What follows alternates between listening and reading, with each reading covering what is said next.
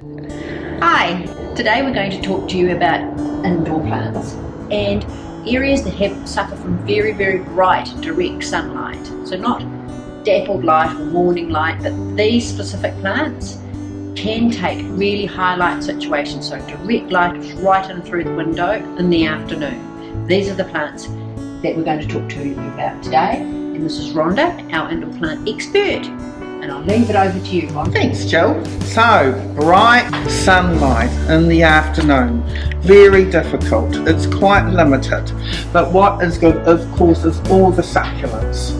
So they'll all do well, and cacti, of course. But also think about gardenias. They will tolerate that bright afternoon sun and bring beautiful perfume to your patio or whatever room that does get that hot afternoon sun. So there is much taller growing ones and ones that cascade over the side as well. And when they flower, the perfume is amazing.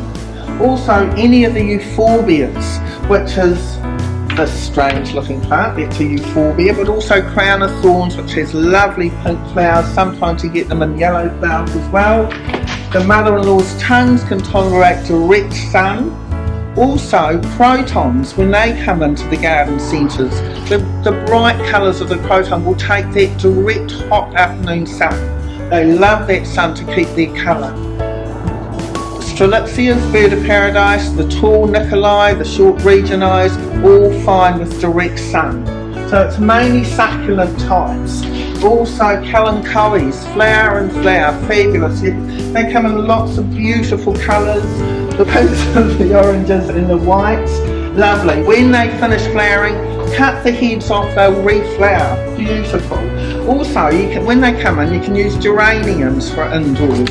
Also papayas in water, look fabulous in a bowl of water with these beautiful big papayas coming up. You can get short ones and really tall ones, fabulous.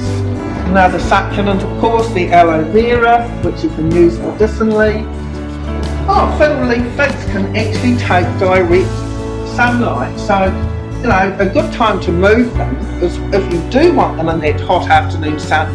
Late winter, early spring, get them used to that hot sun coming in and they will thrive in that hot afternoon sun, which is great.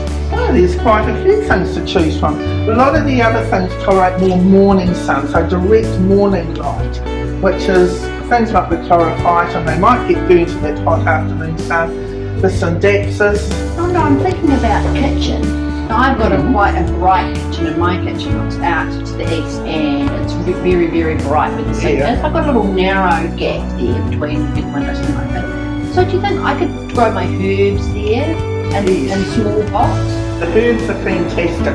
Have them in little pots popped along your windowsill. Of course, some of them like a bit more water, like the basil, but thyme a lot drier. So find out what your herbs need and don't overwater those that like it on the dry side. So with the herbs, it would be things like the Mediterranean herbs, really, like the oregano and basil, rosemary, the rosemary and thyme. Yes. And then the more leafy things like parsley and coriander, but they need a lot more water, wouldn't they? Yes, they need a lot more water. Probably still take all that stuff. Yes, well they grow outside in the hot sun as long as you keep watering them. Of course, basil can grow in the sun or the shade. But you know, with all the herbs, the more sun, the better off they are. So when you're looking at watering all these in that hot afternoon sun, of course they are going to dry out a lot quicker. The succulents can tolerate it dry, but you know, for them to thrive, keep them a little bit moister in the summer because they are getting the hot afternoon sun. Also the gardenias, they like just being kept evenly moist, but most things can tolerate it dry, but in the summer, water a lot more than what you would in the winter. So another thing that's really good for good light is the air plants. Fabulous little things. I love them in their little glass globes. So to water them, you take them out, you throw them in filtered water or rainwater, let them soak for an hour, let them drip off, and then poke them back up. You can spray it straight in there, but the thing is the glass will start getting sort of all motley and horrible. But there's all different kinds. That's Spanish moss. Fabulous. So they just grow outside in the full sun, and my ones at home I just throw the hose over them ever so often and just, you know, give them a bit of water at least once a week. But lovely things, and they do flower. They have a lovely flower. Now, that gives you a general idea of plants that can tolerate that full afternoon sun. It is tricky to get the ones that won't get burnt. And so have a look around. You've got most of the succulents, most of the cacti, and a few things that are colourful. They love that sun. So thank you, and I hope you can find what you want for that situation.